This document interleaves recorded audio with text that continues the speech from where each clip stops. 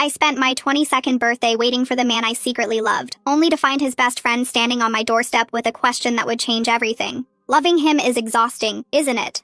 To understand the weight of that question, you have to know that I had spent 17 years watching Jake date everyone but me. I dutifully called each of his girlfriend's sister-in-law while my heart shattered a little more each time. On the night I finally wished to stop loving him, fate intervened in the form of Wes, Jake's best friend. He wasn't there just to drop off Jake's forgotten birthday gift. He was there to offer me an escape. Wes didn't beat around the bush. He looked me in the eye, his usual confident smile betraying a hint of nervousness, and confessed that he knew my secret. He asked me to give him a chance to try loving someone who actually saw me. The shock paralyzed me. I had always assumed Wes was just a fixture in Jake's life, maybe even my competition given how inseparable they were. But looking at him now, I remembered my wish. I told him that I had asked the universe to end my single life that very night, and here he was. So I said yes. Wes froze, clearly not expecting me to agree before pulling a diamond necklace from his car, a gift reserved for his girlfriend. As he fastened it around my neck, the scent of his cologne, sharp and cool like bitter lemon, filled the air, so different from Jake's familiar warmth.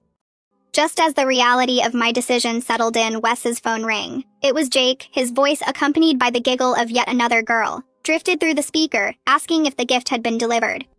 I stood there, listening to the man I had loved for nearly 2 decades. Check a box on his to-do list, while the man who actually wanted me watched my reaction with intense, unwavering eyes. I froze as Wes turned his back to me, speaking into the phone with a low, controlled voice that sent a shiver down my spine. He told Jake I couldn't talk, calmly intercepting the conversation while I stood there. Terrified he would hand me the phone and force me to confront the man I had loved for years, just moments after agreeing to date his best friend. Jake's voice crackled through the speaker, casual and cruel, asking Wes to wish me a happy birthday and joking that I needed to find a boyfriend, so he could stop explaining I was his little sister. The humiliation stung, but Wes didn't flinch. He laughed softly and delivered the blow. That won't be a problem anymore. When Jake's tone turned icy, demanding to know if I was dating someone, Wes stepped forward and interlaced his fingers tightly with mine. He looked straight into my eyes and declared, "Yeah, she is with me.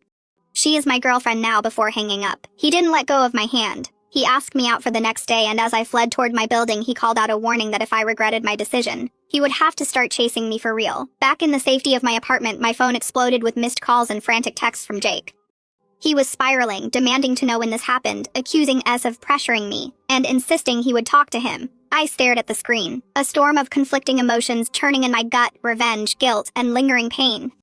I finally replied with a simple yay. Jake called immediately, but I declined. He texted again, asking if I had really thought this through. I typed back that I had, silently adding that I just didn't want to love him anymore. But when he asked if I actually liked Wes, I hesitated.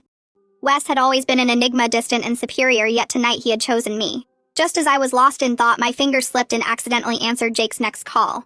His voice was frantic, breathless, with an anxiety I had never heard from him before, proving that even he could panic. I took a deep breath and gave a low, steady response. Jake cursed in frustration, his anger palpable through the phone as he accused Wes of forcing me into a relationship, calling him a bastard for crossing the line with his little sister. I cut him off, my voice steady for the first time in years. I told him bluntly that Wes said he liked me, so I said yes. Then I delivered the kill shot. "You never said you liked me, so why are you angry?" The silence on his end was shattered by the sound of something breaking and a woman's frightened scream in the background. In that moment, the fog lifted. I realized Jake belonged to everyone but me, and he never would. I whispered into the phone, "I thought you would be happy for me," using the respectful brother Jake title he always demanded, but now clearly hated. He panicked, telling me to wait, that he was coming back to talk face to face, but the call ended. A message from Wes popped up immediately, as if he knew exactly what was happening. He asked me not to be soft-hearted if Jake returned, begging me to give him at least a week. I smiled at his vulnerability and agreed. The next morning, Wes called to wake me up for our date, his voice warm and teasing. As the reality of dating Jake's best friend set in, panic fluttered in my chest, compounded by the knowledge that Jake was currently racing back to confront me. But I silenced my notifications, forcing myself to focus on the man who actually chose me. I went downstairs to find Wes leaning against his car, looking effortless and handsome. He didn't scold me for oversleeping. Instead, he smiled and took my hand, teasing that I owed him. When I offered dinner as an apology, he countered with a mysterious condition. I didn't know what he was about to ask, but looking at him, I realized I was ready to agree to whatever it was, leaving Jake and his chaos in the rearview mirror where they belonged. Welcome to share your feelings in the comment section. Remember to like and subscribe, and if you want to see more story content, please check out the other videos on my channel.